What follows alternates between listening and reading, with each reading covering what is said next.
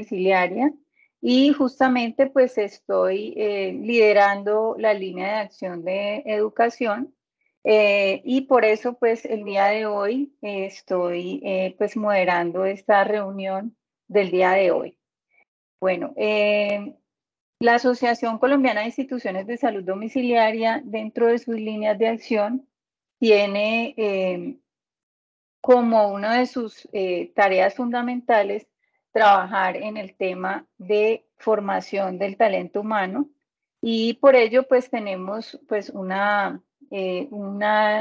plan de acción definido dentro del cual estamos trabajando con la doctora Silvia Mora, que es la persona que nos va a acompañar el día de hoy. Y pues la idea es poder trabajar en mejorar las competencias del talento humano en salud en el marco del sistema de formación continua para el talento humano en salud. Entonces, la asociación está muy comprometida con trabajar con los diferentes actores y en beneficio del talento humano en salud y, por supuesto, para la mejoría de la calidad de la atención de los pacientes. Entonces, este webinar es el inicio de esa estrategia. La idea pues es que hoy tengamos como una parte de sensibilización en la importancia de la formación del talento humano en salud y posteriormente con las empresas que están afiliadas a la asociación vamos a hacer un taller también con la doctora Silvia en el cual podremos hacer como un paso a paso para hacer una buena formulación del plan de formación, pero no solamente eso, sino poder como tener herramientas para hacer esa verificación de la adherencia a esas capacitaciones que nosotros podamos formular. Entonces, el día de hoy pues nos acompaña la doctora Silvia. La doctora Silvia Mora es médica general de la Escuela Colombiana de Medicina, es médica especialista en medicina familiar de la Pontificia Universidad Javeriana, es especialista en docencia universitaria de la Fundación Universitaria de Ciencias de la Salud. Tiene 20 años de experiencia docente en la formación de profesionales de medicina general y de especialistas en medicina familiar. 18 años de experiencia en la coordinación de programas de posgrado de medicina familiar y en la coordinación, organización e implementación de programas de formación continua dirigidos al talento humano en salud y consultora del Ministerio de Salud y Protección Social para el fortalecimiento del sistema de formación continua del talento humano en salud. Entonces, pues contamos con una profesional excelente y podemos aprovechar muchísimo esta jornada. Doctora Silvia, muchas gracias por aceptar pues hacer esa parte de vinculación con la asociación y le doy la palabra para que podamos entrar en materia. Muchas gracias.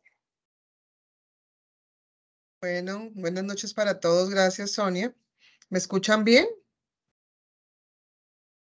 Sí, señora. Sí, señora. Ok, entonces, bueno, vamos a dar inicio entonces al webinar. Voy a compartir mi pantalla.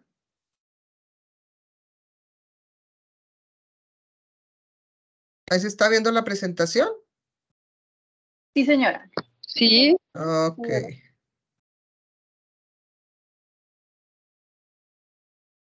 Muy bien, entonces agradecerles entonces por esta invitación y el poder socializarles lo que se viene trabajando en formación continua al talento humano en salud, partiendo de lo que el Ministerio de Salud y Protección Social ha venido trabajando durante mucho tiempo, y es el poder definir la manera de dar estos lineamientos para fortalecer un sistema de formación continua al talento humano en salud.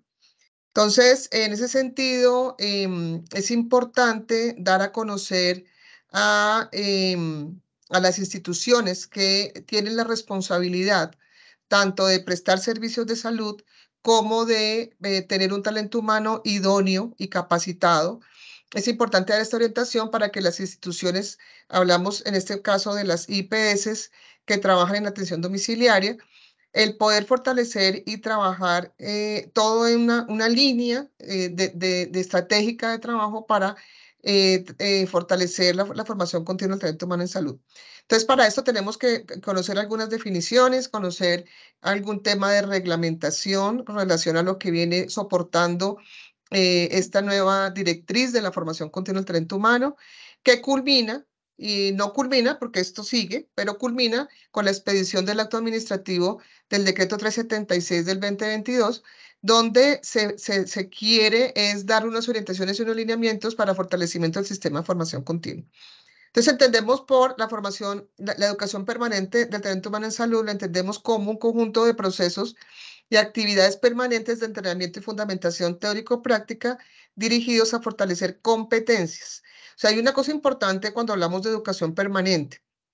Una cosa es cuando hacemos unos estudios de pregrado y culminamos esos estudios y nos graduamos, tenemos dos vías. Una, de hacer educación permanente a través de estudios de educación superior que se vuelven los posgrados, especialidades en el caso de los médicos o en el caso de otras áreas de la salud, especializaciones en profundización de conocimientos, en los casos de los médicos, primeras, segundas, terceras especializaciones, fellows, doctorados, maestrías, que se convierten en una rama de la educación continua o la educación permanente, pero desde la educación superior. Y otro que es el tema de la formación continua como tal, que es lo que vamos a trabajar en este webinar y es ya directamente relacionado con estas actividades que podemos hacer de manera permanente y continua para que después de que nos graduemos, estar haciendo un fortalecimiento de competencias, actualizándonos, perfeccionando nuestro conocimiento, profundizando en los conocimientos y en las habilidades con el fin de poder prestar un mejor servicio. En el caso de talento humano en salud, pues prestar servicios de salud y tener pues una muy buena idoneidad profesional y una prestación de servicios con alta calidad, teniendo en cuenta también estas necesidades del sector salud. Entonces estamos hablando de la normatividad que respalda la formación continua. En este caso estamos hablando de la ley 1164 de 2007 del talento humano en salud, donde se establecen estas disposiciones relacionadas con los procesos de planeación, formación, vigilancia y control del ejercicio del desempeño y ética del talento humano en salud mediante la articulación de los diferentes actores que intervienen en estos procesos. En el caso del talento humano en salud se trabaja entre los ministerios de Trabajo, el Ministerio de Salud y el Ministerio de Educación, con el fin de que alineados los tres ministerios puedan trabajar en el desempeño, en la ocupación del talento humano, en el incentivo, en la formación. Y en ese sentido, pues la ley 1164 respalda lo que realmente se necesita en temas de formación y mejoramiento de competencias.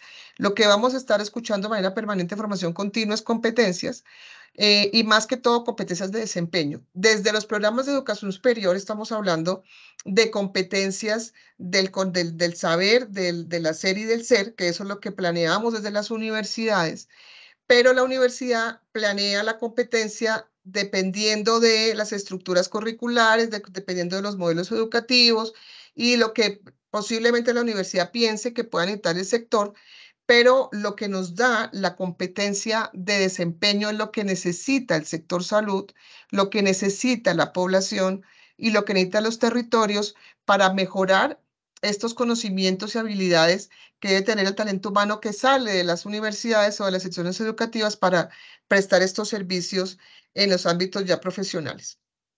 También el Ministerio de Salud trabajó la política del talento humano en salud. En este momento están haciendo una actualización de la política, pero la política sigue contemplando en uno de sus ítems el desarrollo de sistemas de formación continua para el talento humano en salud, donde se da la posibilidad de garantizar la calidad de la atención en salud y promover el crecimiento personal y profesional, pero que esté alineado a las necesidades de la población y del sistema.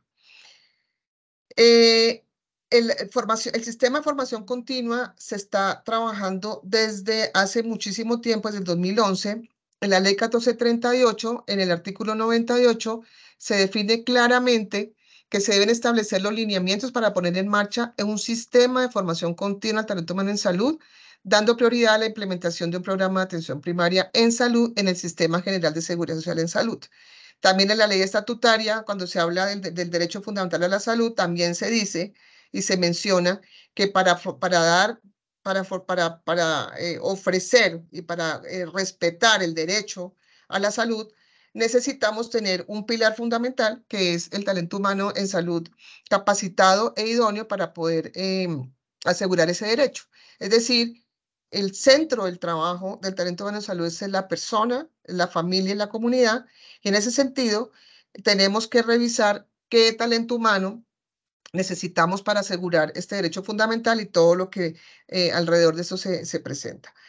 En el decreto de 75 del 2015 prácticamente se define ya qué es la formación continua dentro del parámetro de lo que es la educación informal, saliéndonos de lo que es la educación de educación superior, de posgrados, maestrías y doctorados, sino llegando al campo de la educación informal, en donde se establece que es la oferta de educativa de cursos que tengan una duración inferior a 160 horas. Eso está claro de acuerdo al Reglamento Único de Educación, del sector de educación, en donde la educación informal tiene como objetivo brindar oportunidades para complementar, actualizar, perfeccionar, renovar o profundizar conocimientos, habilidades y técnicas y prácticas, pero teniendo el marco de referencia de la duración. O sea que ahí no podemos pasarnos de las 160 horas, hablando de lo que es formación continua, y por eso es importante ya dentro de lo que vamos a trabajar en los planes de formación continua de las IPS, el poder tener claramente este parámetro de tiempo en la formación.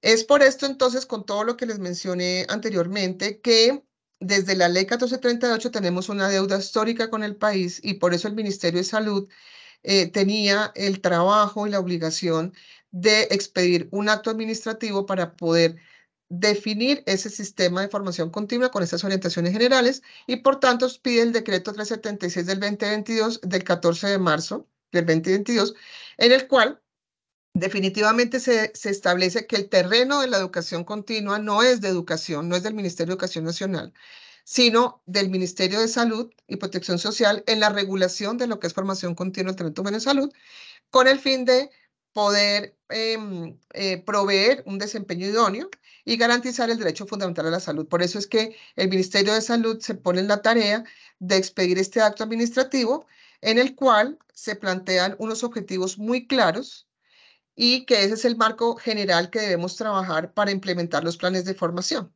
Entonces, el primer objetivo es promover la actualización y el desarrollo permanente del talento humano en salud, fortaleciendo competencias. O sea, siempre tenemos que hablar en términos de competencias, que son estas habilidades, conocimientos, destrezas, pero que podemos hablar de competencias transversales, que son las que son transversales a todo el talento humano, y otras competencias específicas, que son las específicas de cada perfil, de cada ocupación, relacionadas con el quehacer de cada profesional. En ese sentido, también se promueve la formación interdisciplinaria y la interprofesional, la interculturalidad y siempre de acuerdo con la situación del sistema, con las prioridades del sector salud y con las necesidades de los territorios. Un segundo objetivo que es fortalecer la formación en atención en salud, la interculturalidad y el enfoque diferencial. En este caso, nosotros de lo que se trabaja desde la política pública en salud casi nunca contemplamos todo un enfoque diferencial que tiene que ver con los grupos étnicos, con la población LGTBI, con la formación por momentos de curso de vida, con la formación con el enfoque de discapacidad, que esto tiene que ver con los enfoques diferenciales y en ese sentido es muy importante darnos cuenta que las formaciones que tenemos en las universidades no nos están formando con enfoques diferenciales y tampoco nos suplen toda esa necesidad de formación por ámbitos y entornos. Es como en lo que analizábamos en la asociación, es que, por ejemplo, en las carreras de medicina muy pocas veces hay rotaciones en atención domiciliaria y el médico sale formado y se supone que debe saber atención domiciliaria y no sabe porque no fue formado en el ámbito del entorno. Es por eso tan importante el objetivo de la formación continua, es fortalecer aquello que no se dio en la carrera o que si se dio en la carrera hoy se está actualizando de manera permanente. Y eso hace que requiramos generar planes de formación anuales, periódicos, en donde tengamos que actualizar el talento humano con base en estas necesidades. Un tercer objetivo es lograr la coherencia de las acciones de la formación continua con la estructura del sistema de salud, porque es importante conocer el sistema de salud, porque trabajamos en el sistema y porque tenemos que conocer cuáles son esas normas que nos rige, cuáles son esas rutas de atención que nos rige. Y en ese sentido, pues tiene que estar alineado a lo que el sistema de salud viene trabajando, sus políticas y en su normatividad, estar alineadas al sector educativo y responder a necesidades territoriales y nacionales. Orientar a la formulación de planes institucionales de formación continua es lo que venimos a trabajar específicamente al final de estas sensibilizaciones, comenzar a revisar cómo vamos a estructurar estos planes institucionales, teniendo en cuenta que esto es prioritario y lo deben trabajar tanto entidades públicas como privadas, sino que las entidades públicas, más adelante les contaré, ya tienen por función pública unas responsabilidades de generar unos planes de capacitación, que son los planes que ellos vienen trabajando para todo el sector público, pero en lo privado realmente es muy poco lo que se viene haciendo desde esa planificación en la formación continua y definir los mecanismos de evaluación y seguimiento de los planes institucionales para generar estos planes de mejora y estar pues al unísono de lo que queremos hacer para prestar servicios de salud con alta calidad. Esos son los objetivos que se plantean en el decreto, que creo pues que son objetivos muy claros, pero que son unos orientadores para que podamos definir y trabajar la formación continua del talento humano y saliéndonos un poco de la estructura y el esquema de que la formación continua o los planes de educación se hacen desde los escritorios, desde las oficinas, desde las clínicas, desde las gerencias de los hospitales. No, tenemos que mirar es cómo partimos de necesidades de territorio, necesidades del personal que trabaja lleno territorio, en el territorio, de las necesidades de la población, para así formular estas actividades de formación. El decreto 376 entonces está conformado por tres bloques importantes. Uno son las disposiciones generales que habla del objeto, los ámbitos de aplicación, los componentes del sistema, objetivos, definiciones, principios. Bueno, tiene un contexto general de lo que es el sistema de formación continua y trabaja también unas orientaciones muy generales sobre los lineamientos conceptuales, los lineamientos pedagógicos, los lineamientos para la construcción del sistema de evaluación y los planes institucionales de formación continua y de capacitación, con unos mínimos que se requieren. Y es importante recalcar que en el decreto o lo que se pretende con el decreto y lo que se pretende en este ámbito de estar haciendo esta regulación es hablar de atención primaria en salud. O sea, tenemos que mirar y centrarnos en la APS, porque hablar de pronto en la formación continua específica de una especialidad, pues no vamos a entrar en este detalle en este momento donde el país necesita es cómo vamos a generar estas competencias transversales en lo que se relaciona a APS. Y la APS es el sistema, pero la APS tiene unos ámbitos de aplicación muy importantes donde todos tenemos que conocer de atención primaria, conociendo realmente lo que se define desde la APS, qué es la atención primaria y cómo podemos bajar esta estrategia a lo que estamos haciendo día a día, en este caso con las instituciones que prestan servicios de salud en atención domiciliaria, que no solamente es a nivel operativo, asistencial, sino también a nivel administrativo, a unos niveles que son distintos, pero que se incluyen dentro de la APS, todo lo que es la articulación de la actividad en las redes integrales de salud, en lo que es la conexión de la prestación del servicio con la comunidad, el hablar ya de enfoque centrado en persona y familia. Esos son temas que son relevantes en la APS y cómo debemos generar estas competencias transversales para todo el talento humano y poder realmente hacer efectivo lo que la APS nos dice. También en el decreto se habla de las fuentes de financiación, se habla de los mecanismos de evaluación y cómo se pueden también, cómo se debe tener estos mecanismos de recopilación de información, o sea, cómo esos sistemas de información del talento humano formado con acciones de formación continua, que realmente ni el Ministerio de Salud lo tiene, en donde cada institución hace un esfuerzo aislado, tienen sus cursos, arman sus cursos, venden los cursos o los ofrecen gratis, dependiendo de la institución, pero recoger la información del talento humano que se está formando día a día en estas acciones, pues no tenemos un sistema de información estructurado, ni el sistema de salud, ni siquiera el ministerio lo tiene, y la idea es que hay unos esfuerzos y unos avances que vienen haciendo algunas instituciones para generar esos sistemas de información, que la idea también es que dentro de este trabajo que vamos a hacer con la asociación, generemos también estos sistemas de información para saber qué talento humano tenemos formado y en qué se está formando para poder revisar estas necesidades y estos diagnósticos que necesitamos para fortalecer las competencias del talento humano. Entonces, como hemos hablado de los lineamientos para el diseño de la acción de formación continua, como se habla en el decreto, están los conceptuales de calidad, los pedagógicos y los lineamientos para la construcción de los sistemas de evaluación, donde claramente en los lineamientos de calidad tenemos que revisar la calidad en la planeación, el diseño y la ejecución del fortalecimiento de las competencias, contar con tecnologías, recursos técnicos y humanos para tener acceso y difusión de la información, y tener esos escenarios disponibles para fortalecer la formación en las actividades, tanto prácticas como teóricas, y definir unas metodologías y estrategias de aprendizaje. Entonces, la idea de la formación continua es que tenemos que mirar de una manera dinámica y flexible cuál es la mejor manera de formar. Por ejemplo, decimos que para para formación masiva tenemos que hacer formación virtual, porque pues formación presencial es muy difícil si queremos formar a muchas personas, a muchas instituciones en todo el país, pero sí podemos tener unas metodologías y unas didácticas que permitan fortalecer algún tipo de competencias prácticas, por ejemplo. Entonces, eso toca revisarlo dependiendo de lo que queramos, en lo que queramos formar.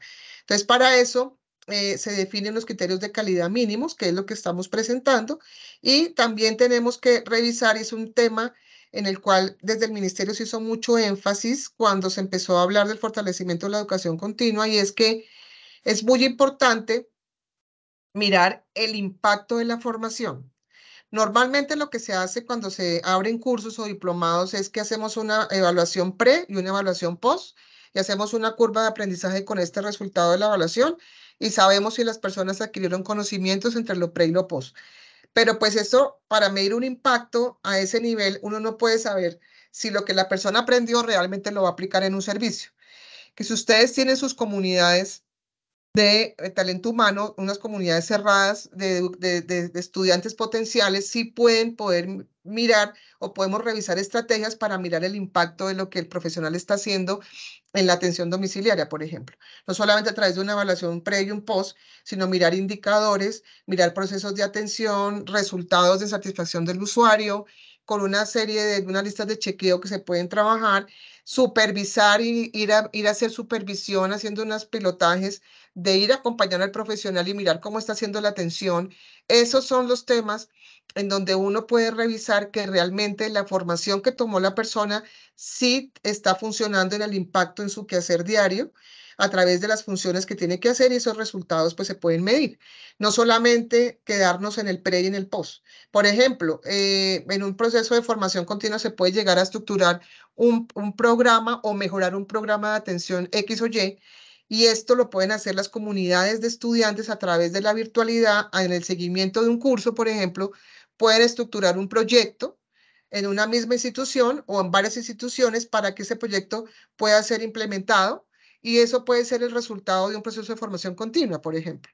Esas son las comunidades de práctica virtuales, por ejemplo, las wiki que se hacen en los diplomados virtuales, bueno, formaciones virtuales donde se arman grupos y los grupos producen y pueden llegar a generar programas, medir el programa, implementar el programa, pero a través de un proceso de formación continua. También es importantísimo, y lo que también se recalca mucho, es que la formación continua tiene que ser contextualizada a los territorios. Si yo voy a formar en un tema transversal, tengo que tener en cuenta que los territorios en Colombia no son iguales. Tenemos zonas rurales, zonas dispersas. Hay territorios donde tenemos comunidades indígenas, donde el 90% son comunidades indígenas, donde tenemos que adaptar esa formación al territorio, porque pues la diversidad del territorio nos da todo un lineamiento para poder trabajar la formación del talento humano en salud. Es muy diferente trabajar con comunidades indígenas desde la prescripción de un medicamento, desde la comunicación con las personas, hasta, y trabajar en Bogotá, en un estrato 6, por ejemplo, una comunidad distinta, donde el tipo de comunicación, el tipo de transmisión de información es distinta. Por eso es tan importante hablar de los enfoques diferenciales, y eso hace parte de los diagnósticos de necesidades a nivel de territorios y de población.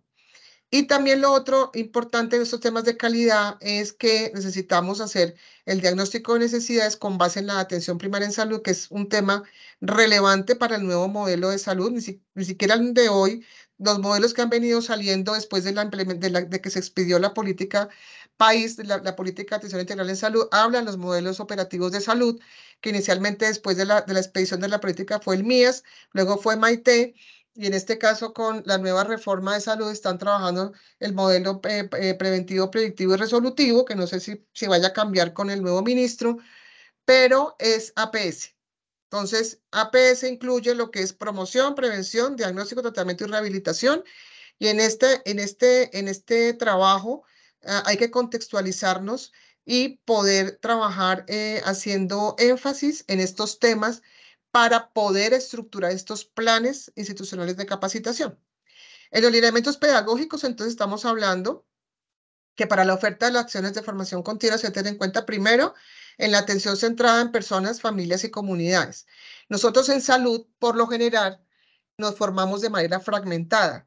Las carreras, excepto enfermería, que enfermería es más centrada en cuidado, pero por ejemplo en medicina, la formación es por especialidades, por ejemplo. No es centrado en la persona. Entonces aquí ya vamos a empezar a hablar de enfoques biopsicosociales, espirituales, donde el ser no es solamente un ser físico con unos síntomas y unos daños orgánicos, sino es un ser que tiene que tener, que está alineado con su psiquis, con su salud mental, también tiene que estar proyectado al contexto familiar y social, porque está ubicado en un territorio, está ubicado en un entorno, está influenciado por una cultura, y eso hace parte de lo que tenemos que empezar a trabajar. No solamente el médico o la enfermera llegando a formular un paciente en un domicilio, venga, ¿qué tiene? Y le formulo y adiós, sino revisar todo un contexto de un enfoque biopsicosocial que es realmente la atención integral de las personas. Eso se llama atención centrada en personas. Y dejar de fragmentar a la persona, sino más bien mirarla desde este enfoque que permite entender muchas situaciones de salud y enfermedad si la contextualizo en el entorno familiar y comunitario y poder hacer el diagnóstico de ese entorno familiar y comunitario para favorecer la recuperación de una persona o para proteger la salud del paciente o para proteger al cuidador. Entonces, hay muchos aspectos interesantes que se pueden trabajar desde el enfoque centrado en personas. Está el enfoque de cuidado. Con el tema del enfoque diferencial, es claro que tenemos que trabajar en enfoques diferenciales. Estas acciones de formación continua pueden contener o pueden tener contenidos de las ciencias básicas, clínicas y ciencias sociales, y también debe tener claridad en lo que se ofrece con relación a estas modalidades de presentación de los cursos o los programas a través de horarios, modalidades y las didácticas que deben ser flexibles y ajustadas a las necesidades del talento humano y ajustadas a las necesidades de los territorios. Es importante también entender, por ejemplo, que si vamos a abrir una acción de formación continua que va a ser para competencias transversales, tenemos que tener en cuenta que no solamente vamos a trabajar con profesionales, sino también con técnicos, con auxiliares de enfermería, por ejemplo. Entonces, la manera de llegar a todo este público tiene que ser con una metodología universal, donde la información le llegue igual a todos, donde los técnicos en enfermería puedan entender lo que están aprendiendo, puedan manejar un computador, puedan manejar una plataforma, que eso uno nunca se lo imagina, que puede ser difícil, o que tengan un equipo de cómputo en su casa. O sea, todo el mundo considera y cree que todos tienen equipos de cómputo en las casas. Entonces hay que tener también presente que se pueden trabajar las acciones de formación a través de los celulares, por ejemplo, que es una herramienta, una tecnología que está a la mano de todos y que puede ser una herramienta de formación y de educación. Y también incluir actividades teóricas y prácticas. Bueno, las prácticas, cuando estamos hablando de formaciones masivas, es difícil tener de pronto una presencialidad, pero sí se pueden trabajar temas prácticos a través de casos clínicos o a través de pronto de interacción docente-estudiantes con metodologías que hay interesantes de trabajo, de acompañamiento de docente con grupos cerrados de personas en una institución, por ejemplo. Esas son las actividades prácticas a través de teleorientación. Bueno, uno puede imaginarse una cantidad de metodologías que puedan servir. tener sistemas de evaluación y que sean innovadoras, ¿no? No seguir con lo mismo si no funciona, sino mirar cómo innovamos y cómo podemos llegar de la mejor manera para facilitar el aprendizaje. En los lineamientos para los mecanismos de evaluación hay dos tipos de evaluación. Una, como hablábamos, de la evaluación del proceso formativo, es qué tanto pude impactar en la persona y qué tanto la persona aprendió a través de evaluaciones de conocimientos, a través de evaluaciones de fortalecimiento de capacidades, de evaluar las habilidades, de evaluar la adopción de conductas que permitan transformar realmente el ejercicio de la persona en su quehacer laboral. También una evaluación, como les decía, en la mejora de la prestación del servicio. Entonces, ahí uno puede tener test de evaluación de calidad que miden las brechas, por ejemplo, entre lo que estoy ofreciendo como servicio de salud y lo que la persona está recibiendo allá, con el paciente o la familia está recibiendo. Esa evaluación de esa brecha nos dice realmente si estamos impactando o no en que lo que estoy ofreciendo realmente es lo que, lo que recibe la persona, o mirar de pronto en la evaluación de tutoría de la persona en su ejercicio con el paciente o en la casa o en la familia, el poder revisar si realmente está haciendo lo que debe hacer o si está con algunas debilidades y que toque fortalecer a través de encuestas de satisfacción de los usuarios. No solamente se sintió bien atendido o no, sino realmente el profesional que fue le hizo la revisión de lo que tenía que revisar, si es el paciente ya clasificado, identificado. Es importantísimo que el usuario califique y evalúe lo que recibe frente al servicio que se le ofrece con evaluaciones de satisfacción. Y el impacto en los resultados en salud, que son los indicadores. Entonces, en atención domiciliaria hay indicadores también que podemos medir con relación a las capacidades del talento humano que está ofreciendo el servicio. Entonces, esos indicadores nos dan la información de qué está pasando con esa persona en el domicilio. Una cosa que es muy, bueno, que de pronto es un poco diferente con las instituciones, con la prestación de servicios de salud a nivel intramural, es que en las clínicas y hospitales o en las IPS a nivel intramural es fácil que uno pueda mirar un indicador, por ejemplo, de caídas, de riesgo de caídas del paciente en la habitación, porque tenemos las enfermeras, los médicos y todos los que están supervisando esa atención día a día, hora tras hora, minuto tras minuto, y pueden hacer evaluación de esos indicadores. En el domicilio puede ser un poco distinto, ya que no tenemos una supervisión directa del paciente y del servicio, pero sí se pueden revisar algunos indicadores que puedan darnos un indicio de que la calidad de la prestación del servicio está impactando en la salud de las personas. Entonces, eso es importante mirar en resultados en salud y en satisfacción de los usuarios. Otra evaluación que hay que hacer de las actividades y de las acciones de formación están relacionadas con ya cómo les pareció a las personas el proceso formativo, que es una evaluación más macro de la estructura, de la metodología, de la didáctica del curso, del diplomado, lo que se hizo para poder capacitar a las personas. Y eso, pues, ellos pueden evaluar desde el capacitador, evalúan si les sirvió la plataforma, les pareció amigable las didácticas. Entonces, esa retroalimentación permanente hace parte de la evaluación del proceso formativo como tal, y eso permite generar planes de mejora de manera continua. Bueno, otro tema muy importante es quiénes participan en el sistema de formación continua del talento humano en salud. Entonces, es como se llama, es un sistema. Entonces, no solamente tenemos acciones de formación y público que recibe esas acciones, sino tenemos muchas otras cosas que hacen parte del sistema, como hemos hablado de las metodologías, las didácticas, la evaluación, cómo podemos hacer la divulgación de la información, cómo podemos tener sistemas de información. Todo esto hace parte del sistema, pero también hace parte del sistema las entidades que son las que regulan la formación continua, las que ofrecen la formación continua, las que tienen la obligación de prestar y asegurar que su talento humano se capacite de manera permanente, y el talento humano en salud. Entonces, esos actores del sistema de formación continua, dentro de lo que se ha definido en el decreto, están las entidades reguladoras, que es el Ministerio de Salud y Protección Social, las entidades territoriales, que son las que están en este momento supervisando que las acciones de formación continua se den, y porque el decreto está vigente y las entidades territoriales tienen una función de inspección, vigilancia y control, y son las que le tienen que reportar al Ministerio de Salud que se están cumpliendo con la implementación del decreto. Los oferentes son todas aquellas instituciones que ofrecen acciones de formación continua. Entonces tenemos diferentes tipos de oferentes, están instituciones de educación superior, hay también las instituciones de educación para el trabajo y el desarrollo humano, que una de las principales instituciones que dan formación gratuita es el SENA. Instituciones prestadoras de servicios de salud, o sea, una IPS puede hacer sus propios procesos de capacitación, las entidades promotoras de salud, bueno, todas las sociedades científicas, colegios, federaciones, personas naturales, cualquier persona, cualquier organización, cualquier entidad puede hacer e implementar, desarrollar, vender o promover acciones de formación continua. ¿Qué es lo que realmente nos decían desde el ministerio de manera permanente? Es quién regula la calidad de esas instituciones con lo que venden.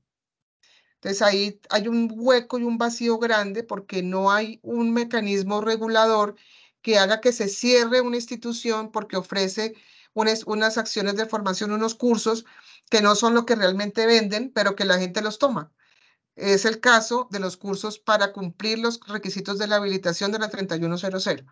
Como las personas para adquirir o para acceder a un trabajo necesitan, según la resolución, tener unas formaciones mínimas, pues en vez de hacer el curso largo, pues hacen los cursos chiquitos o compran los certificados.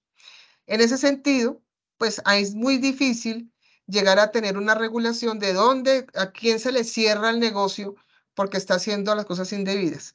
Ahí solamente hay una vía, que es las secretarías de educación, pero que tampoco tienen la potestad de cerrar negocios de este tipo, sino que simplemente van, inspeccionan y pues, generan planes de mejora, pero pues si no cumplen con las condiciones de establecimientos comerciales, ahí sí pueden sellar.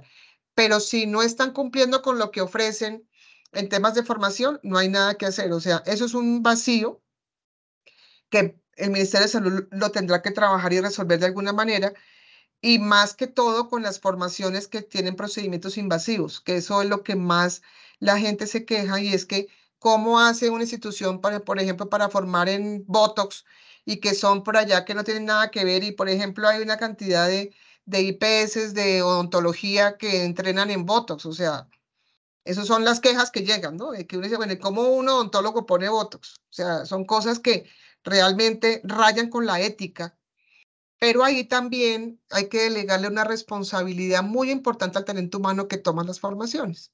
Entonces ahí hay un trabajo muy importante que hay que hacer con el talento humano en salud, y es tengan la responsabilidad de dónde se forman y con quién y para qué se forman, porque los resultados que eso tenga con relación a su actuar, sí tiene usted que responder ante los tribunales y tiene sus sanciones penales en caso de que generen daño a la salud de las personas.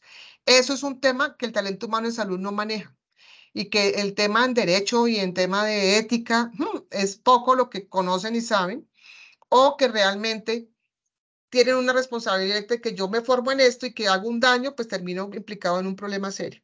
Entonces, ese es un tema interesante para poderlo revisar con relación a esos oferentes, porque hay oferentes, la idea es escoger los mejores oferentes y escoger también la manera de que las propias IPS o las asociaciones, como en este caso, promuevan y generen estas estrategias de formación continua, que es lo interesante que podemos hacer desde la asociación.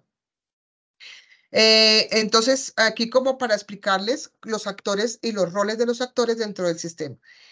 El ejercicio que se hizo desde el Ministerio de Salud para lograr cerrar una cantidad de brechas y vacíos que había, no cerrar brechas, sino aclarar vacíos que el decreto genera, como es tan grande, como tiene unas orientaciones tan generales, generamos una guía, se generó y se escribió una guía muy interesante para poder implementar el decreto, y es como aterrizar y bajar a lo operativo lo que las personas, instituciones, oferentes deben saber, y esa guía pues también la vamos a trabajar con ustedes para que a través de esa guía pueda ser una ruta de poder llegar a los planes institucionales de formación continua y poder aterrizar mucho más lo que se habla en el decreto. Bueno, entonces, primero que todo, entonces, con relación a estos objetivos del sistema, lo más importante a rescatar aquí es, primero, que se debe facilitar el abordaje de necesidades y problemáticas en salud de la población. Aquí estamos hablando en el caso de la asociación de la población usuaria de los servicios que ustedes prestan, de las IPS, que es el paciente en atención domiciliaria, bajo unas modalidades de atención domiciliaria que toca también focalizar y esclarecer, pero esto solamente se hace, que es lo que queremos hacer en el taller, es sacar las necesidades de parte de los que están trabajando allí.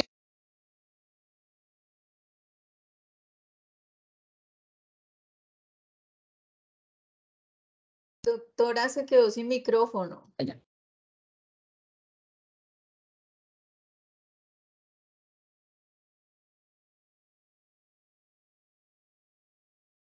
No, está con el micrófono cerrado.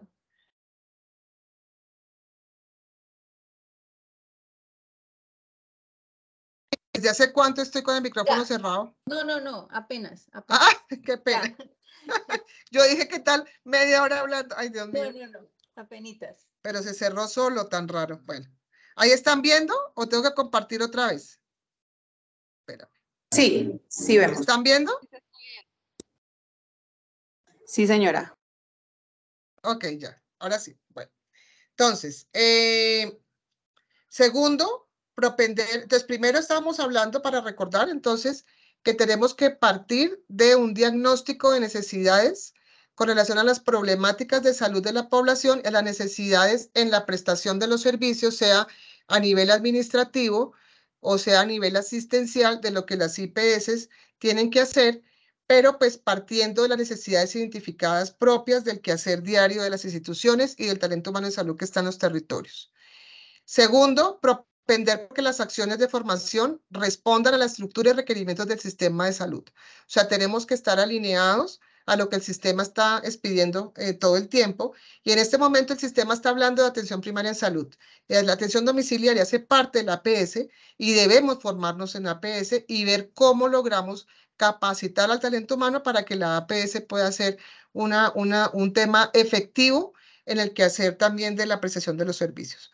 Tercero, promover el fortalecimiento del conocimiento, habilidades y destrezas en esas competencias transversales y específicas que se puedan identificar, mejorar las capacidades interdisciplinarias, trabajo en equipo, por ejemplo, trabajo interprofesional y con el enfoque intercultural.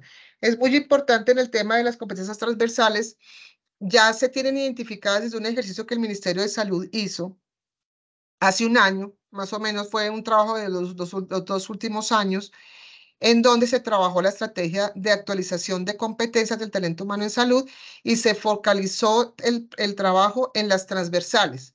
O sea, ya ese ejercicio, el ministerio no lo ha publicado, pero ese ejercicio se hizo. Yo tengo todo el producto del trabajo del ejercicio de las competencias transversales, que tiene que ver con la comunicación asertiva, con la ética, con el profesionalismo, con el trabajo en equipo, que son estas competencias, con el liderazgo, que uno cree que las personas cuando salen saben que consideramos que las pueden tener, pero realmente no las tienen. Entonces hay que mirar qué competencias transversales tenemos que fortalecer para así generar la formación en la competencia transversal. Y luego ir a lo específico, que es lo propio del actuar o del trabajo del entorno específicamente o del perfil. Si vamos a, por ejemplo, a profundizar en temas de enfermería en atención domiciliaria, que eso son competencias específicas, o en temas de promoción y prevención, que es específico, o en temas ya de manejo del paciente crítico, por ejemplo, que es muy específico. Esos son otro tipo de competencias y que también se pueden favorecer y fortalecer. Entonces, ya para definir los pasos para definir cómo vamos a trabajar, que es lo que Tequeto también al final menciona, y en lo que queremos trabajar desde la asociación con ustedes, es empezar el proceso como debe ser y hacerlo, para llegar a tener los planes institucionales de formación continua, que son los que nos van a dar la línea de ruta para fortalecer las competencias del talento humano y fortalecer también las competencias administrativas o de gestión de las IPS. Entonces están identificar las necesidades y los problemas, revisar la oferta de las acciones de formación continua que están disponibles. Yo tengo en el ejercicio que hice con el ministerio, tengo un repositorio de 270 acciones de formación identificadas de manera gratuita, que de pronto eso no lo conocen así en esa magnitud, no, o sea, es muy difícil que la información llegue a todos, pero están gratuitas y con la identificación que hagamos de las acciones que vamos a implementar en el plan institucional, podemos tener esas acciones de formación que son gratuitas. Las que no se tengan en la oferta y que pues sean gratuitas o no, se requieren hacer nuevos desarrollos, pues hay que hacer la gestión para hacer los nuevos desarrollos y generar las acciones que se requieran. Definir el talento humano en salud, que va a ser el destinatario de las acciones de formación continua.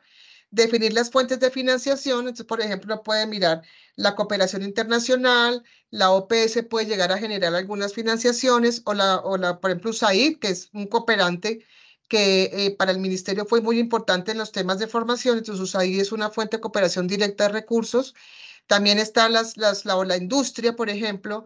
Entonces, hay fuentes de financiación que pueden favorecer el desarrollo y la implementación de los planes institucionales.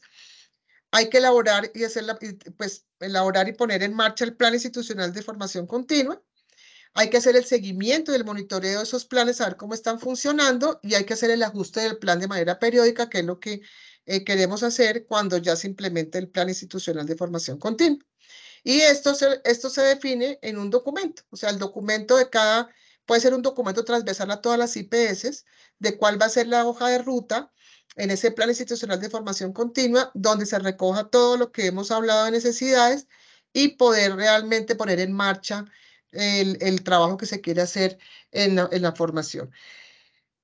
Cuando se habla de plan institucional de capacitación, que es el PIC, estos planes son los que hacen las entidades públicas, pero es lo mismo. Para entidades privadas y públicas lo estamos llamando Plan Institucional de Formación Continua, pero para que sepan que en las entidades públicas se llama PIC, y para ellos sí es obligatorio, desde la función pública lo tienen que hacer. Entonces, es para que también lo tengan en cuenta, que no son cosas distintas, sino es lo mismo, pero lo que queremos hacer con este es ya entrar en lo que son las orientaciones que define el decreto, que no estamos tampoco ajustados de manera cuadriculada al decreto, pero que sí nos van a permitir tener unas orientaciones, unos lineamientos generales para poder llegar a generar estos planes institucionales de formación continua. Eso era todo para poderles compartir. Muchísimas gracias. No sé si tengan alguna pregunta para resolver dudas. Muchas gracias, doctora Silvia. Una excelente presentación, muy clara. Por aquí tenemos una pregunta en el chat y dice, ¿una institución no formal o una IPS puede formar y certificar auxiliares hasta qué nivel de complejidad? Formar en formación técnica son las instituciones que tienen aprobados los programas.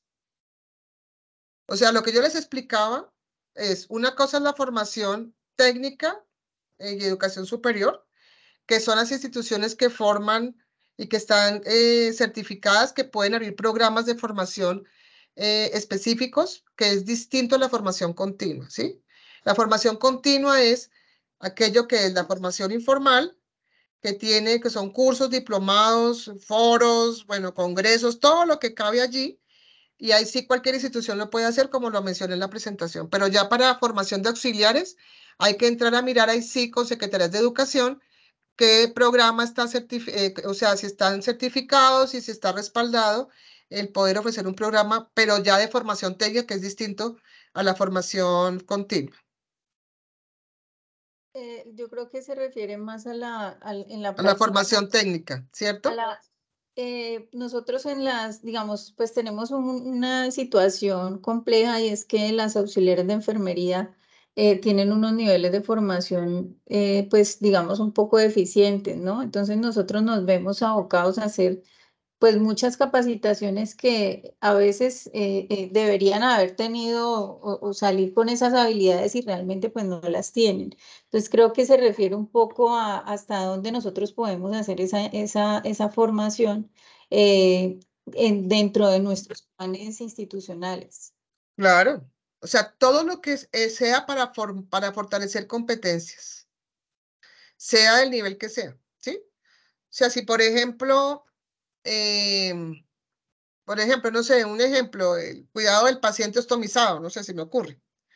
Si no lo vieron en su formación, pues hay que formarlos acá, hacer el curso para formarlos en el cuidado del paciente ostomizado. Entrar a procesos, tendría que consultar ya en temas de procedimientos invasivos, pero que creo que eso no es un tema de trabajo para poderlo hacer en atención domiciliaria. Pero, por ejemplo, inyectología. Inyectología es una pregunta frecuente, que si cualquiera puede formar en inyectología. No, inyectología hace parte de un programa de formación técnica de un auxiliar de de enfermeras profesionales o de regentes, por ejemplo. Entonces tienen que saber que en el currículo de formación está inyectología, que de pronto nos toque fortalecer la competencia y revisar que tienen que mejorar el tema de canalizar una vena, no sé, en caso de profesionales de enfermería, pues hay que hacerlo y reforzarlo con la formación práctica, pero son procesos de formación continuada, porque ya la persona no se puede regresar a la universidad a volver a hacer la asignatura que no hizo, o que quedó con una debilidad en un área de conocimiento, ¿no? Entonces, ahí lo que nos toca mirar es, con base en, si es un entrenamiento práctico. Nosotros lo que hicimos en el ministerio fue generar una guía donde ese entrenamiento práctico tiene que estar ubicado en un escenario habilitado, donde yo pueda formar en inyectología, canalizar venas o hacer de pronto intubación, pero tiene que ser en un hospital, en una clínica, con un escenario habilitado, con un docente experto que esté formando en un curso en intubación. Es un ejemplo. Pero se puede dar desde la formación continua, pero con el escenario habilitado y aprobado para hacer entrenamientos prácticos. Eso es un ejemplo claro de dudas que tenían muchas personas en los temas de estos procedimientos invasivos, que tiene que ser ubicada la formación práctica en un sitio idóneo para hacerlo. No sé si es la respuesta. ¿Sí? Sí, o sea, que aquí aclaraba el doctor Jairo que si nosotros podemos certificar, una IPS puede certificar en cuidado de heridas o manejo de ventilador. O sea, nosotros podemos dar el certificado de que hicimos la Claro, el formación. curso, es que lo pueden hacer el curso. ¿Sí? Ujú. Es que las IPS son las llamadas a fortalecer, porque ¿quiénes son los? Rescatar la experiencia de las personas en las prácticas es lo que es importante, ¿no? Entonces, por ejemplo, el especialista que sabe trabajar en temas de manejo de ventiladores o la enfermera experta que sea de la IPS, se puede armar el curso, se hace el curso práctico que genere que tenga todas estas orientaciones y lineamientos de calidad, o sea, que cumpla con los criterios de calidad y se certifica. ¿Sí? Sí, señora. Bueno, entonces hay otra pregunta. Para el talento humano en salud que se encuentra en extrema ruralidad, ¿cómo se asegura que las acciones de formación continua que requieren práctica se puedan validar como esas competencias prácticas? El tema en la ruralidad y en la alta dispersión no es tan sencillo de pronto que yo a través de un diplomado pueda asegurar que la persona aprendió. Es que ni siquiera en la ruralidad, ni en la ruralidad ni en la urbana, ¿sí? Ah, Es en una evaluación que tú haces de conocimientos, muy difícilmente puedes saber si la persona se formó o no se formó. Ahí volvemos a lo que yo decía. Si hay una IPS que está en el Chocó, que trabaja con personas en el Chocó, sería muy importante generar unos procesos de seguimiento, de acompañamiento, no todo el tiempo, pero sí puntualmente en una zona cercana de esa persona que trabaja en la ruralidad, traerla a la zona más cercana urbana, donde yo pueda hacer supervisión de su trabajo en un momento de contacto con pacientes en domicilio, por ejemplo. O ir y hacer prácticas, contratar al hospital o contratar allí al escenario donde podamos hacer y hacer un acompañamiento de entrenamiento práctico y revisar si realmente las personas están formadas y si cumplen con lo que dice su perfil, ¿no? Y en ese sentido hay que ingeniarse la manera de llegar a evaluar en la ruralidad y en la alta dispersión cómo podemos evaluar a estas personas. Un ejemplo, yo trabajé en la implementación de la formación y en todo el tema de entrenamiento de médicos familiares para el Guainía, cuando salió el primer MIAS. Ahí nosotros trabajamos con los médicos familiares y había también un entrenamiento paralelo de trabajar con promotores de salud por el SENA. O sea, el SENA nos dijo, para el proyecto nos dijo, vamos a entrenar técnicos en salud pública, los vamos a volver promotores. ¿Cómo? Era muy difícil que el instructor del SENA se fuera por toda la zona a entrenar a todos estos a todos estos técnicos en salud pública. Una estrategia, ¿cuál fue? Definir la manera de traer unas 2, 3 semanas a las personas a la cabecera municipales y ese entrenador hacer el entrenamiento a todo el equipo en unos momentos de contacto presencial concentrado. ¿Sí? Es una manera, porque el costo del desplazamiento también es alto, ¿sí? Otra manera que también nosotros la miramos después en el entrenamiento de médicos y de equipos básicos de salud, porque hablamos de Guainía y Guainía Selva y de ríos, allá no hay nada más, ni carreteras, ni nada, así todo es por ríos. Entonces nosotros diseñamos una estrategia desde el hospital local de poder sacar a los médicos médicos y enfermeras haciendo unas rutas de acompañamiento y haciendo acompañamiento a los equipos extramurales puntuales para hacer capacitación, entrenamiento, 2, 3 días en zona e ir pasando de zona en zona, de vereda, de población en población, de comunidad en comunidad, para ir haciendo las formaciones y el entrenamiento, no solamente a través de entrenamiento, sino a través de prestación de servicio, entrenando a las personas. O sea, que es la tutoría que lo que llamamos en la consulta externa, por lo menos cuando estamos con médicos o enfermeras en consulta externa, tenemos tutores, especialistas, tutores enfermeras expertas que van pasando, acompañando los procesos de atención y van enseñando. Otra estrategia, la teleorientación, la telemedicina. No hablemos de telemedicina, hablemos de teleorientación.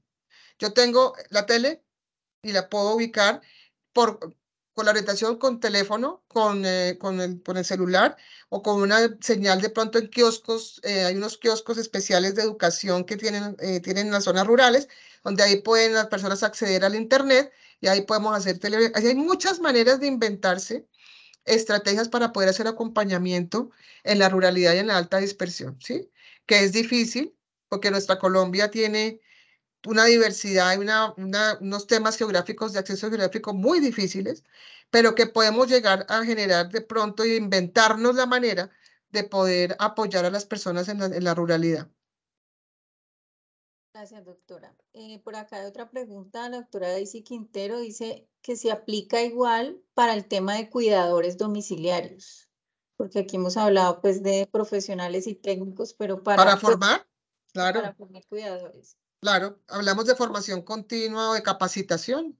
No solamente debe ser talento humano en salud, puede ser las personas que estén interviniendo en el proceso de atención y el cuidador. Los programas del cuidar al cuidador son espectaculares. O sea, si yo cuido al cuidador y lo entreno, puedo también certificarlo como cuidador, no con un certificado que diga, bueno, vamos a respaldar a este cuidador con un diplomado que lo va a hacer apto para cuidar a otros, de pronto sí, pero es un estímulo a los cuidadores y creo que sí. O sea, las acciones de formación continua pueden ir para cuidadores, para familia cuidadora, para todas las personas que pueden intervenir en un proceso de atención de un paciente. Entonces, para cuidadores también se puede incluir y se debe incluir el plan de formación para cuidadores. La doctora Daisy Quintero nuevamente, ¿estos tipos de educación continua se pueden certificar o la IPS debe hacer algún proceso para poder certificar su talento humano? Nada. Por ejemplo, vamos a formar en cuidado de heridas.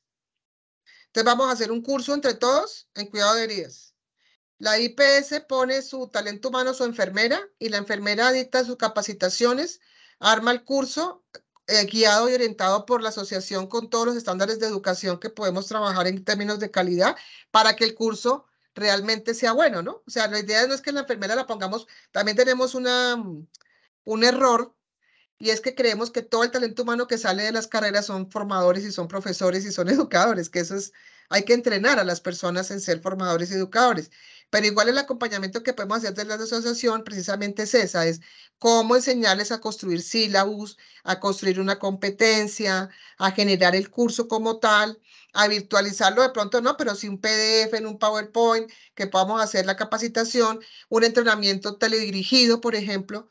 Entonces, la IPS puede decir, abre el curso tal y yo lo certifico, cumple con unos estándares de calidad, entonces yo le doy la constancia de asistencia a esta persona que aprendió en el control de las heridas y en el cuidado de la piel y le da su certificado. O sea, el oferente puede ser cualquiera. Oferentes pueden ser universidades, asociaciones, agremiaciones, IPS, cualquiera. Persona natural, yo, Silvia Mora, puedo hacer cursos. ¿Sí? Yo voy a hacer cursos y los certifico y doy la constancia de asistencia. El tema es la responsabilidad de que lo que estoy dando y brindando sí realmente está impactando y está dándole las competencias a la persona. Entonces, para eso es el acompañamiento en la metodología, en la estructuración de los procesos de formación, que son cursos cortos, pequeños, porque ya no estamos hablando inclusive de diplomados, los diplomados son muy largos, 120 horas en virtualidad, eso yo he hecho diplomados que al final uno está corriendo porque está colgado, porque no ha terminado, porque tiene tantas cosas que hacer en el día que no puede trabajar, no puede estudiar. Entonces, la idea es que la metodología que nos ha enseñado la formación continua en virtualidad, por ejemplo, son cursos cortos, cursos de 15 horas, de 10 horas, cursos de 6 horas, hasta máximo 50, que eso es lo que hacíamos con el SENA. Por ejemplo, el SENA al Ministerio de Salud, que son los cursos que ustedes de pronto conocen para la 3100 y otros cursos que el SENA ha abierto, son de 48 a 50 horas, cortos, para que las personas puedan culminar su proceso formativo. Entonces, cualquiera lo puede hacer, pero la idea es acompañarlos en esta metodología para que logren generar unos cursos que realmente impacten en la competencia del talento humano. Bueno, hay otra pregunta, dice, ¿los cursos diplomados tienen caducidad, excepto el de RCP que se vence a los 2 años? Ninguno tiene caducidad. Eso en ninguna parte dice que sean cada 2 años. ¿Qué pasa? Que pues las quejas de todos es que ¿cómo así que cada 2 años? El talento humano se queja ante el Ministerio de Salud todos los días. Que ¿cómo así que yo ya hice el curso y me se mandan a hacer cada 2 años el curso? Para eso es los criterios, ahí en la guía está, la guía, pues la idea es hacer una adaptación de la guía para la asociación, para divulgarla para todos, que sea una herramienta muy interesante para resolver todas estas dudas y también para complementarla. O sea, la idea es que la guía la complementemos entre todos y la ajustemos a la realidad de la atención domiciliaria. ¿Cuándo se considera que una persona debe repetir un curso? Cuando cambia la norma. Que la norma, o sea, la universidad no alcanza a formar, nunca va a alcanzar a formar en los tiempos en que va corriendo el sistema de salud. Entonces, el sistema de salud va corriendo y si ven los cambios de gobierno, los cambios de un ministro, cambia todo, ¿sí? Entonces, toca hacer rápidamente la formación. Cuando se actualiza una tecnología en salud o cuando la evaluación de desempeño que la IPS hace de su talento humano considera que el talento humano debe formarse, o sea, debe repetir. O sea, por eso es tan importante los sistemas de evaluación de la competencia, que no es solamente un pre y un post de que sacó 5 en el post, hizo la evaluación después del curso, sacó 5 y se graduó. Sí, pero después de eso, ¿qué seguimiento tengo que hacerle a esa persona? Que eso es una falencia que existe mucho en los prestadores de servicios de salud, no estoy hablando de la asociación, sino de todos los prestadores, es que el talento humano queda suelto, si no es universitario el hospital, la clínica, queda suelto. Entonces no hay evaluaciones de desempeño como tal en su quehacer diario. Eso es lo importante de las medidas de evaluación. Considerar, evaluar, que el usuario evalúe al médico que llega a su casa. No que lo evalúen como lo saludó y si le preguntó una u otra cosa. Es una evaluación seria de lo que un médico domiciliario tiene que hacer en el programa de paciente ventilado, por ejemplo, o en el programa de cuidado paliativo. Eso es lista de chequeo que contesta el usuario y la familia.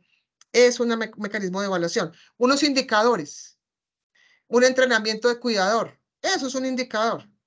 El cuidador aprendió realmente a manejar la ostomía o aprendió realmente a manejar la piel o ese tipo de evaluación o la supervisión directa de yo coger e ir a la acompañante profesional a mirar cómo está atendiendo el paciente. Eso es otra manera de evaluar, ¿sí? Bueno, aquí hay otras 2 preguntas que creo que ya se contestaron. Aquí dice que si se puede definir la frecuencia de capacitación sobre un mismo tema, por ejemplo, el catéter vesical, si el deber ser es anual o cada 2 años, o se puede definir Es en el como documento. te dije, sí, es como les dije ahorita. Y lo otro es, ¿cuáles son los requisitos para que una IPS pueda certificar? Esa también ya quedó contestada. Y hay una pregunta, última pregunta que dice, ¿con qué capacitación puedo delegar el cuidado de un paciente en un cuidador no familiar? Creo que ahí pues nosotros, digamos, en la práctica hay pacientes que necesitan, digamos, capacitarse en el manejo de cosas instrumentales, por ejemplo, el pasar la alimentación, el hacer los cambios de posición, todo eso. Y a nosotros a veces nos piden que les demos auxiliar de enfermería o para que haga eso o para que capacite al cuidador para que él realice el procedimiento o los procedimientos. Entonces, la pregunta creo que va en ese sentido. ¿Con qué capacitación puedo delegar el cuidado de un paciente en un cuidador? Ese tema de delegar el cuidado en cuidadores depende, pues yo sé que el tema de auxiliares de enfermería no es fácil, porque creo que no lo dan, ¿no? Porque no hay auxiliares de enfermería todo el tiempo para cuidar pacientes en casa, pero sí es la reglamentación hasta dónde va y hasta dónde permite una intervención. Es decir, hay que tener claridad y ustedes desde la asociación o las IPS deben saber qué deben delegar o no en un cuidador. Un cambio de posición, un cambio de pronto, no sé, cuidados de piel, catéter subcutáneo, que no sé si hasta allá punto puede llegar un cuidador entrenado, pero eso sí, toca desde las mismas IPS y desde la reglamentación que se puede delegar en cuidadores. O sea, el cuidador informal es necesario cuando, pues, si tenemos un paciente en casa hospitalizado, no, perdón, en cuidado paliativo, por ejemplo, un paciente postrado, un paciente adulto mayor con toda su comorbilidad, niños o con problemas de deterioro cognitivo, bueno, en fin, necesitan un cuidador entrenado. ¿Qué se puede delegar en el cuidador? Y ahí sí, en esa delegación, ahí toca generar estos planes de formación para los cuidadores, ¿sí? Pero ya eso depende de lo que las normas y la reglamentación defina, de hasta dónde se puede y hasta dónde puede llegar el cuidador, y hasta ahí. O sea, más allá de eso sí, tocaría mirar, llamar a...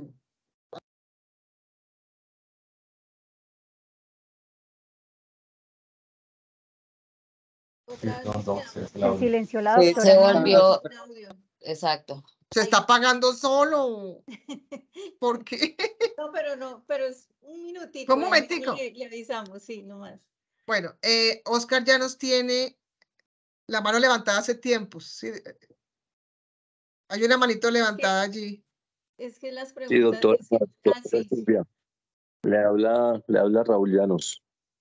A ver, yo quiero tocar un tema que me parece supremamente importante en esto de las capacitaciones y la formación continua.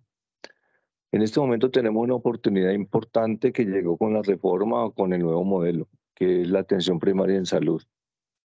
Todos estamos diciendo que hay una deuda de más de 30 años con el país, de que el sistema realmente, usted inclusive lo hemos visto que desde el 2011 creo, está reglamentado y posicionado en un decreto ley y ahí quedó en letras y no se desarrolló a profundidad este concepto. Frente a esa capacitación que estamos en el momento de hacerla para todas las IPS, yo quisiera inclusive trascender por encima de conceptos de la Organización Panamericana de la Salud. Aquí viene el concepto de innovación y creatividad de cada uno de los grupos que están trabajando en este concepto de APS.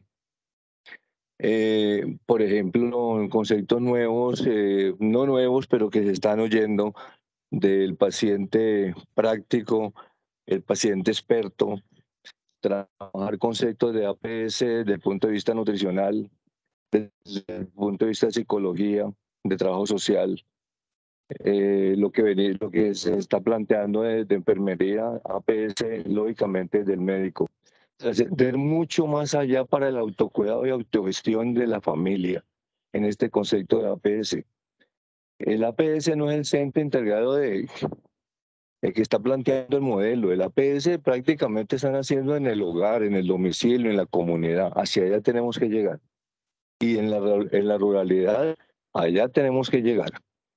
Para evaluar ese concepto y hacerle la trazabilidad y hacer el planteamiento de educación continuada, sería interesante que nos pusiéramos de acuerdo en estos conceptos para que todos estemos pensando en esa profundidad del concepto frente al conocimiento nuevo e innovador que puede salir de todos estos equipos que están trabajando.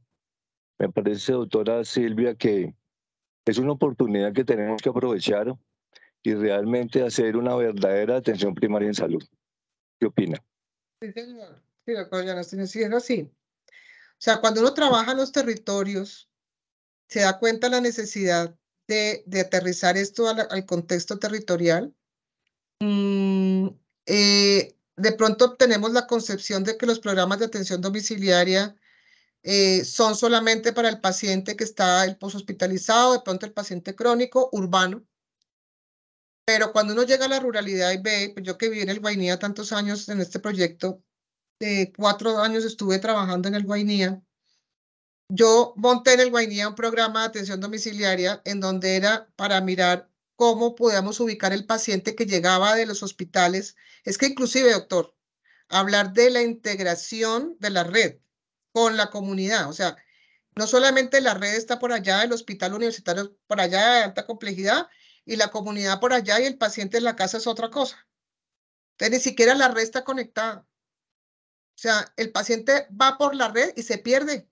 Cuando sale de un hospital, que eso fue es lo que capta uno en los territorios, la verdadera APS es que ese paciente salga de la atención y le hagamos el seguimiento paso a paso hasta volver a su casa y cuidarlo en su casa para que no se vuelva a cronificar y no termine otra vez en la alta complejidad, que ese es el círculo vicioso perverso de un sistema que no está integrado. Y eso es un tema muy interesante y muy bonito cuando uno habla del APS en el contexto de sistemas de información articulados, donde está toda la información del paciente, transite por donde transite. Pero como que sectorizamos y como que por escenarios vamos quitándole funciones a la gente, ¿no? Entonces, cuando uno habla de un hospital universitario de alta complejidad, dice, mi función no es saber si el paciente llegó a su casa bien, ese no es mi problema. En la atención domiciliaria ya dice, mi problema es hasta cuando yo le entrego al paciente al hospital, pero ahí nadie más le hace seguimiento. Ese es el principio de la continuidad de la atención.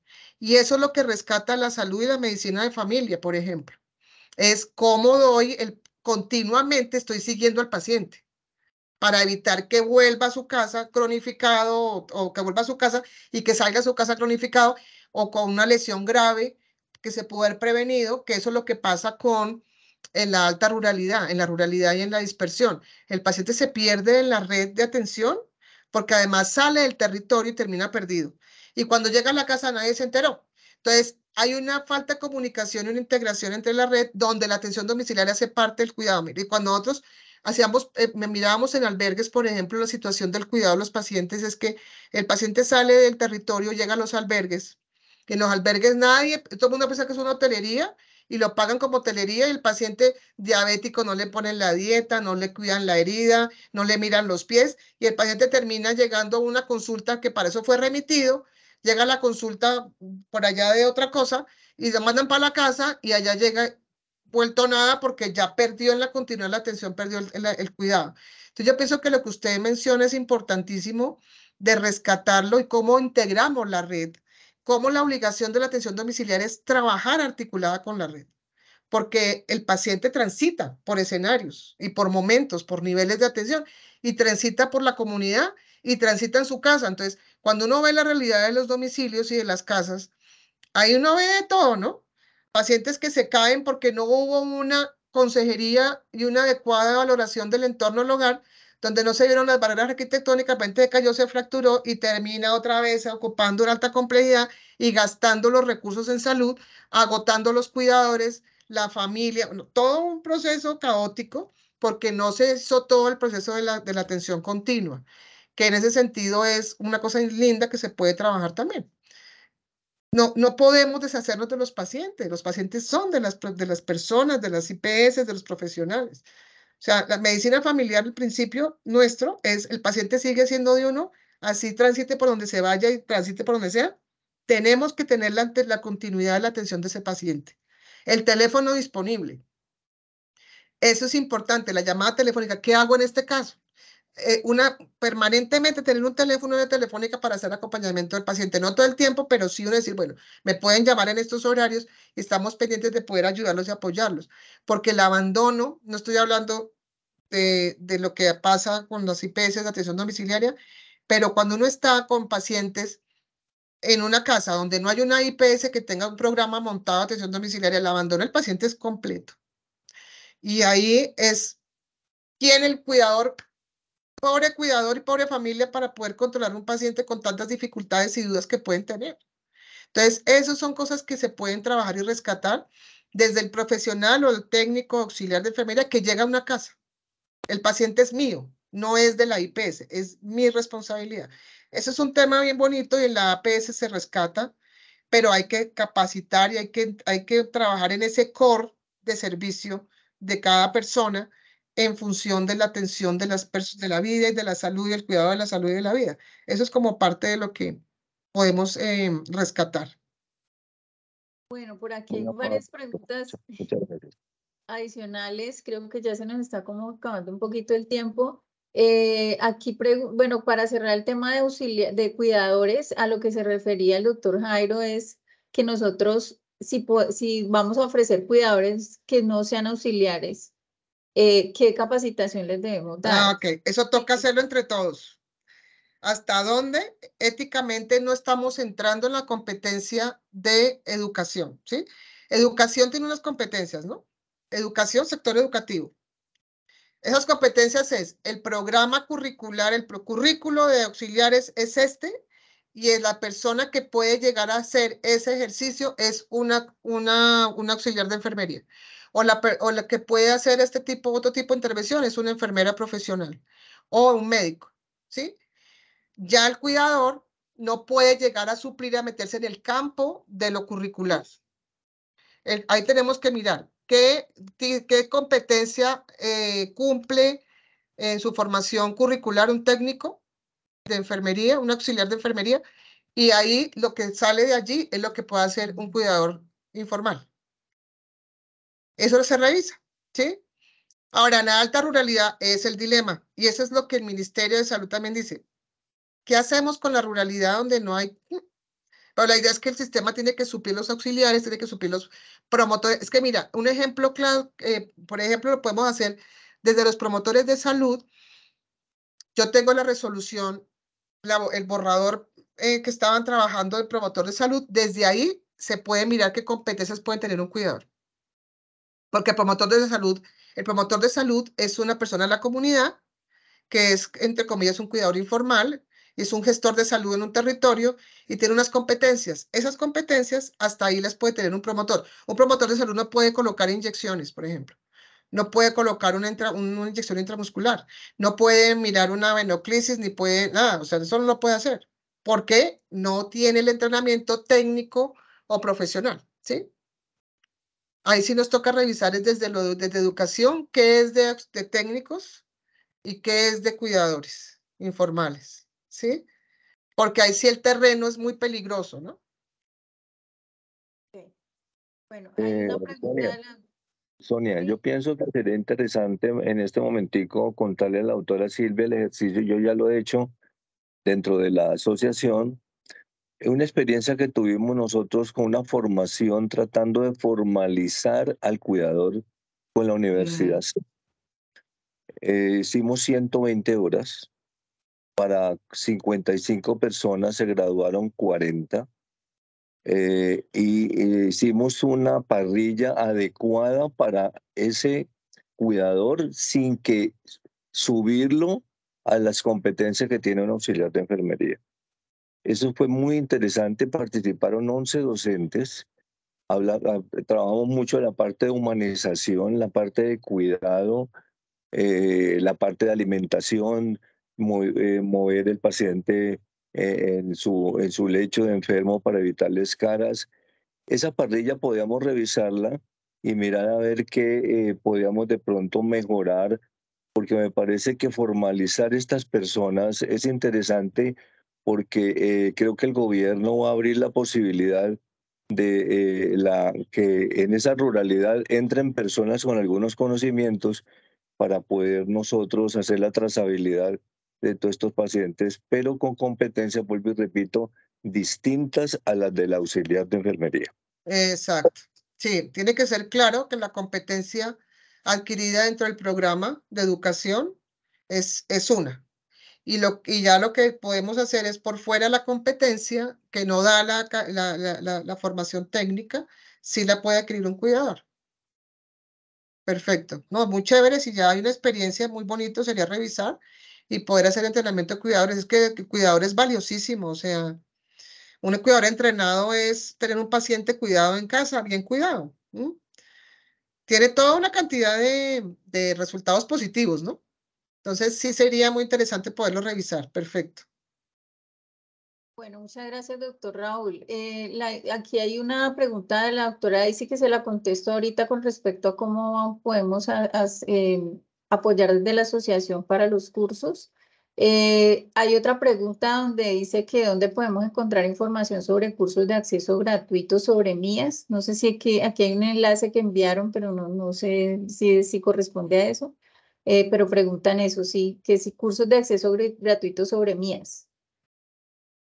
De MIAS, no tengo información porque el MIAS ya es un modelo que ya está derogado.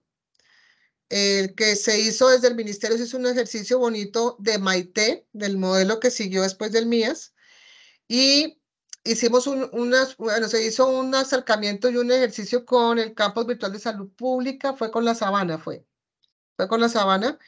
La Sabana hizo un ejercicio de estructurar el curso, pero en ese momento, como les digo, la norma del MIAS cambió y del Maite, y entonces no se sacó el curso porque ya va cambiado y se ha actualizado el Maite, pero en la Universidad de La Sabana sí sacó un curso de modelos de salud, pero eso tiene costo.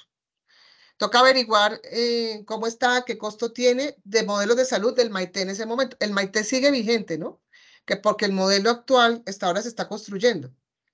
Entonces, sí, de pronto se puede mirar qué posibilidades hay. Yo tendría que buscar, no sé si de pronto en el SENA, pero no creo, pero voy a mirar dentro del repositorio. Ahora, la idea de esto, de estas formaciones, es que lo que queremos hacer con la asociación es generar un sistema de formación continua para las IPS de la asociación, con todos estos pasos que ya les dije que tocaba hacer y estructurar esos planes con esos temas grandes que donde tenemos que capacitar en atención primaria y con temas transversales y específicos para generar estos planes institucionales, ¿sí?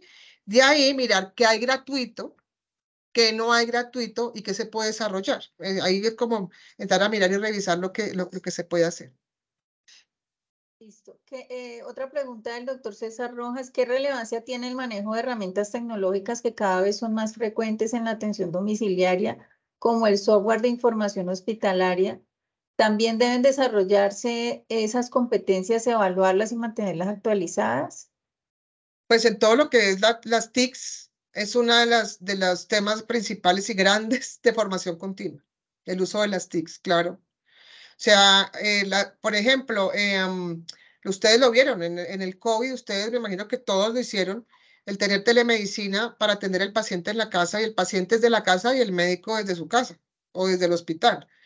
La herramienta tecnológica es importante, o sea, la tecnología es importante en toda su dimensión, en lo que haya disponible para actualizar a las personas, porque esos son medios para poder prestar el servicio, ¿sí? Entonces es importante definir cuáles son por eso les digo que las necesidades parten de ustedes, ¿no? El diagnóstico de necesidad lo vamos a hacer con ustedes, ese es el taller que vamos a hacer, levantar las necesidades, porque yo puedo pensar de pronto que la necesidad de formar en atención domiciliaria es cuidados de la piel, pero pueda que no, que ya eso esté resuelto y tengan otras necesidades distintas. Entonces es importante levantar las necesidades desde la población usuaria que ustedes están atendiendo, que da desde el territorio donde están ustedes ubicados, desde el talento humano que tienen, desde los procesos administrativos que manejan, cuáles son esas necesidades que ustedes han detectado en el quehacer del día a día para mirar cómo se estructuran en estos temas grandes de atención primaria, y no solamente APS, sino también, es que APS es también administrativo y demás, pero pues como sacar una línea de trabajo administrativo, de rutas ya la parte como de la ruta para habilitar IPS, para el tema administrativo de la IPS, para habilitación, que son temas como muy administrativos que también podemos hacerlo desde la formación continua, pero igual ese taller lo hacemos es para levantar las necesidades y por eso es que el primer paso para poder estructurar los planes. Y ahí están las TICs también, ¿sí? Perfecto. Un último comentario para cerrar. Doctora Silvia, importante lo que usted dice, interiorizar la resolución 755 de 2022 sobre la formación del talento humano, 1755, sobre la formación de talento humano de enfermería que garantice el perfil en las instituciones de salud y determinar claramente el rol del cuidador y su alcance para garantizar la atención y seguridad del paciente. Ese es como el comentario final. Con respecto pues a lo que está haciendo la asociación, pues precisamente por eso pues contamos con la suerte de tener a la doctora Silvia como nuestra asesora. De aquí en adelante, pues para las empresas que estén asociadas, vamos a tener ese taller de trabajo inicial donde se van a levantar las necesidades. Nosotros también ya tenemos contratada una plataforma en donde vamos a generar pues contenidos, vamos a mirar, como decía la doctora, qué cursos hay gratis para que podamos pues no estar duplicando información. Y pues es la invitación para que participemos todos. Las empresas que de pronto están acá y que no están asociadas, pues los invitamos. Esta es una de las líneas de acción fuertes de la asociación. Y pues como ustedes pueden ver, tenemos una experta que nos va a dar muchísima relevancia a todos los temas. Entonces, pues doctora Silvia, muchísimas gracias. Creo que fue muy provechosa esta charla. Y pues ya continuaremos con nuestros programas de capacitaciones y estaremos pues informando a través de las redes sociales. Vamos a poner esta charla grabada en nuestro canal de YouTube para que la puedan ver y la puedan compartir. Muchísimas gracias a todos. Bueno, muchas gracias. Gracias a ustedes, muchas gracias Sonia y a la asociación y a todos por estar aquí presentes. Muchas gracias. Gracias. Gracias, hasta luego. Bueno, hasta luego. Gracias, hasta luego. Gracias, hasta luego. Hasta luego. Gracias.